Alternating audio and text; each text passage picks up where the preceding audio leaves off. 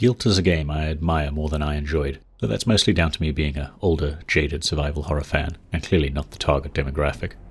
I say that as GYLT feels like the perfect gateway game into a resurgent survival horror genre, drawing on inspiration from Silent Hill, Alan Wake, and Resident Evil for its level design, gameplay loop, and aesthetics.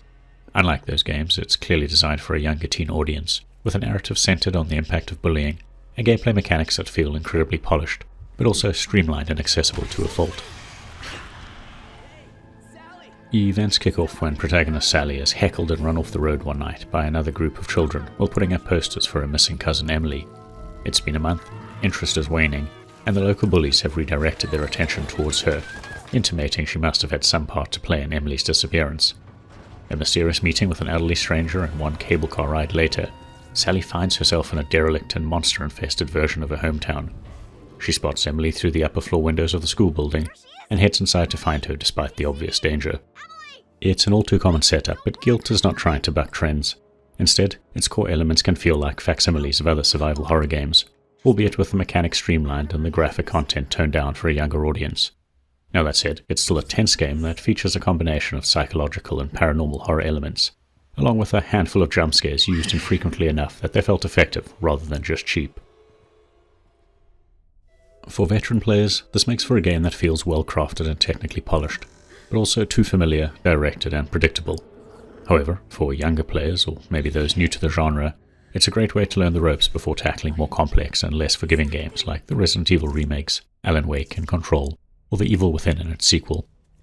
UC GYLT not only teaches many basic survival horror mechanics, it also features traditional level design and puzzle types, along with common visual indicators and audio cues used to inform the player.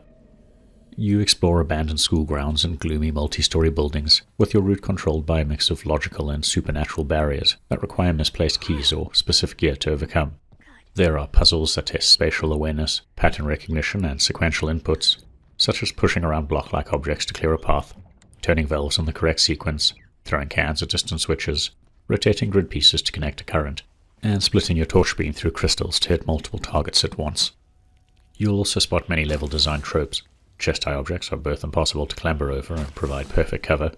Strategically placed light sources and yellow markings always indicate the correct path, and any room off the critical path contains a collectible of some sort. Some of these collectibles are even essential for the best ending, but in the name of accessibility, you can find an object early on that reveals their location on the map, which also automatically populates with objective markers, locked doors, and pickup locations. When it comes to stealth and combat, GYLT reinforces many basics like staying crouched and out of the light, observing simple patrol paths, using distractions and timing your movement.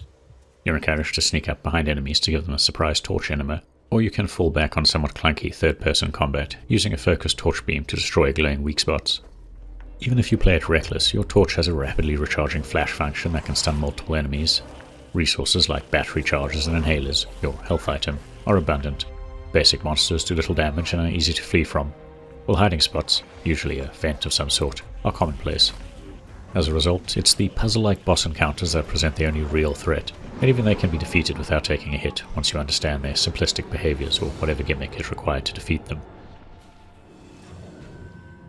So far, so familiar, and there's no denying GYLT is both mechanically and technically polished.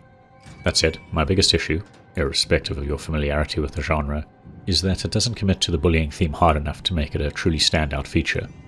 I appreciate that GYLT uses cutscenes, scattered notes, and environmental storytelling to point out how bullying victims may perceive those that choose to ignore it as complicit with those that perpetrate it, but the common monster designs don't feel particularly symbolic. The torch-based combat empowers you too quickly, and the best ending feels shoehorned in and underdeveloped. Perhaps the biggest issue is that GYLT just never manages to capture that sensation of being isolated, helpless, and terrified, while surrounded by people entrusted to protect you. The secondary narrative potentially explains away the Silent Hill-esque setting, but I'd loved a game world that featured glimpses of a bustling parallel world just out of reach, or maybe other characters going about their lives within the environment, utterly oblivious to the horror that Sally and Emily are experiencing. Wrapping up, GYLT is still an easy 7 out of 10 when you consider the narrative and polished gameplay in tandem with the stylized cartoonish visuals, creepy ambience, and decent voice work. If you're new to the genre and looking for an accessible entry point, maybe a parent looking for an entertaining game with a moral lesson for your teenager, you can add a point to that score. On the other hand, if you've already tackled and enjoyed any of the more complex and less forgiving games in the genre, you should probably knock a point off.